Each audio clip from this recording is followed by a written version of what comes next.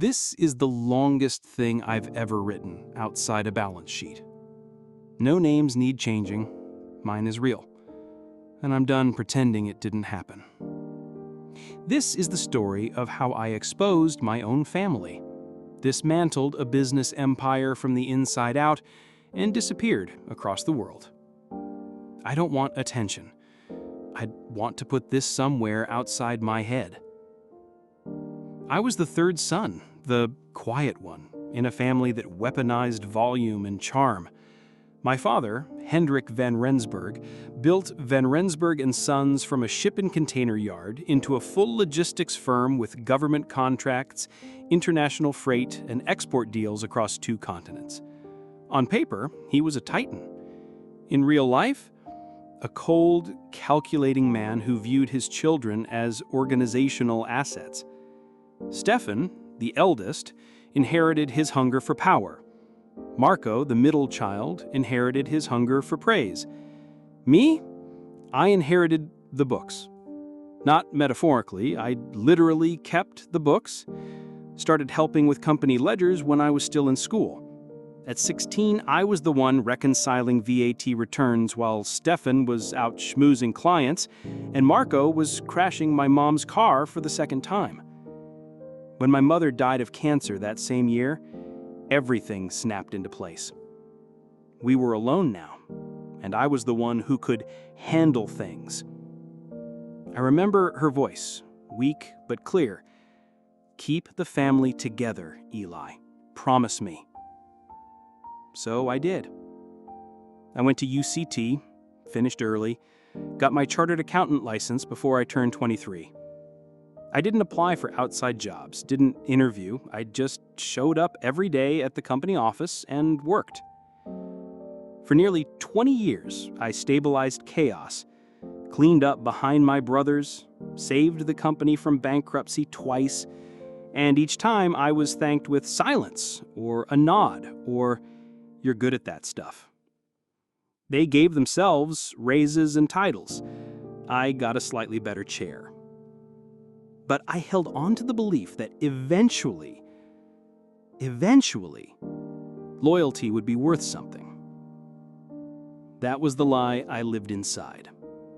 The envelope was innocuous, off-white, government seal, dull typeface, just a routine request for documentation. Our U.S. operations had triggered a red flag for international transfers, nothing I hadn't dealt with before. Except this time, when I opened our internal files to prepare the response, things didn't align. Payments routed through unfamiliar holding companies in Mauritius, consulting fees for non-existent vendors, performance incentives paid to directors who didn't exist. At first, I thought I was going mad. Maybe I had missed a meeting. Maybe it was new strategy. But then I saw my own signature, over and over, on documents I had never signed. That was when the bottom dropped out. You'd think confronting your entire family about white-collar crime would feel cathartic, dramatic, explosive. It wasn't. It felt like filing a report in a vacuum. The room was dead quiet except for the rhythmic clicking of my father's antique wall clock. I stood there holding 2 folders, one blue, one gray, while Hendrik typed something into his laptop like I didn't exist. "Busy," he said without looking up. "What is it?" I didn't sit. I couldn't. I placed the folders down in front of him, open to the forged ledger entries. "We need to talk about the Mauritius accounts," I said. Still nothing. I flipped to the page where my digital signature had been affixed to a set of fraudulent bonus disbursements. "You've been using my authorizations, transactions I didn't process, numbers I didn't touch." Hendrik finally looked up, calm, annoyed even, like I'd just told him the coffee machine was broken. "You wouldn't understand the complexities of keeping a company alive." that line again. He'd used it 1,000 times, on suppliers, on auditors, even on my mother, the night she confronted him about backdoor shipping deals. She died 6 months later. That line stayed alive in our house, like mold in the walls. Before I could respond, the door opened. Stefan entered, uninvited, holding a whiskey glass like it was a trophy. He took one look at the folders and grinned. Ah, Eli's found another apocalypse in the spreadsheets. It's not a theory, I said. These are shell companies, ghost vendors, forged contracts. He walked over, peered at the documents. We've got auditors for this stuff, remember? Let them handle the scary numbers. I turned to him. They forged my name. Now Marco stumbled in, half-buttoned shirt, hair wild like he'd just woken up in someone else's bed. "What's this? We doing an intervention?" He laughed. I was shaking now, not with fear, but with disgust. This is fraud. Wire fraud, tax fraud, international money laundering. Marco rolled his eyes and sat on the arm of Hendrik's couch. Man, you're so intense sometimes. Stefan leaned forward. Listen, Eli, we can't undo the past, but if this gets out, it won't just hurt us, it'll destroy the company, everything Mom wanted. That stopped me. It was a cheap shot. They always used her memory like a smoke bomb, toss it in when the room got too hot. Don't bring her into this, I said quietly. She wouldn't have condoned this. She believed in honesty. She believed in loyalty, Hendrik said flatly. And if you can't justify these records to the IRS, maybe you're not fit for the position you're in. And that was it. That sentence, like someone calmly tossing gasoline on a fire. They'd already decided. I wasn't just their scapegoat, I was their strategy, a convenient body to bury the blame. I didn't go home. Instead, I sat in the dark corner of my office, the only part of headquarters they hadn't renovated.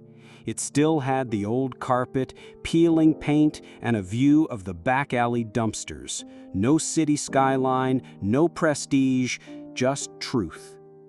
I brewed instant coffee in a chipped mug I kept from undergrad and opened the company's secure server.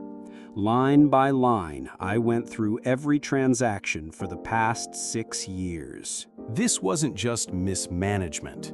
It was industrial-scale manipulation. Real money had vanished, routed into shell entities, funneled to ghost consultants, vanished through internal performance funds, paid out to fake subsidiaries, and all of it traced back to documents carrying my signature. The real records told one story, the doctored ones told another. The problem was, no one outside the company had access to the originals, except me. Around 1 a.m., I opened a clean USB drive, one I'd never used before, sealed in shrink wrap. It felt ceremonial, like loading a revolver. I compiled everything, side-by-side ledger comparisons, metadata from file edits, internal memos with timestamps, old backup servers that Stefan thought were deleted, email trails showing exactly when each forgery was added and by whom. And I narrated a voice memo, 10 minutes long, dry, unemotional, just facts. Then I created a folder on my encrypted cloud drive, Forensic Reconciliation Van Ronsburg Holdings. I uploaded the whole thing to a secure regulatory platform, the kind that escalates directly to international enforcement bodies. Then I scheduled an email to the IRS with a single sentence in the body. Please find attached my formal clarification of records submitted on behalf of Van Ronsburg and Sons. The contents speak for themselves. Subject line: Attention, Fraud Division, Whistleblower submission. Time delay, 9 a.m. I packed a duffel bag, grabbed my mother's old watch from my drawer, the one with the faded leather strap. Thought about leaving it behind. Instead, I wound it, put it on. Then I left through the fire exit. It was still dark when I got to the train station. I remember the ticketing machine spitting out my paper pass, the cold steel bench against my back, the quiet hum of fluorescent lights above me. A part of me thought Hendrik would call. Maybe Stefan would try one final manipulation, but nothing came. They didn't believe I'd do it. They underestimated me one last time. I was in Lisbon when it happened. 1 week later, sitting at a cafe with plastic chairs and a wall of dusty Coca-Cola signs. No Wi-Fi. I had a burner phone with no SIM, just Wi-Fi access. I refreshed the news tab manually. At exactly 11:12 a.m., the first headline appeared. Breaking: Van Rensburg and Sons headquarters raided in fraud investigation. I froze. Then I opened the article. Agents had descended on our Cape Town offices during the quarterly board meeting. Armed with a warrant, they seized all company servers, accounting backups, and personal devices. Stefan tried to escape via the underground parking lot, but they'd locked down the entire building perimeter. They caught him 5 blocks away, in a rideshare car, sweating through his blazer. Marco was still asleep. The arresting officer reportedly found him tangled in bedsheets, yelling about traitors and internal audits like a drunk child having a nightmare. Hendrik? They say he stood still, said nothing, just handed over his briefcase and asked for his lawyer. By noon, it was all over national news. Family empire crumbles under way to fraud allegations. Van Rensburg whistleblower triggers international criminal probe. Even international papers picked it up. Reuters, FT, a logistics newsletter out of Berlin. One Dutch tabloid just ran the headline, "The Accountant Who Disappeared." I didn't eat, didn't breathe for a while, just sat with my eyes on the screen. Then I went back to my hotel, closed the curtains, sat at the edge of the bed with my hands folded.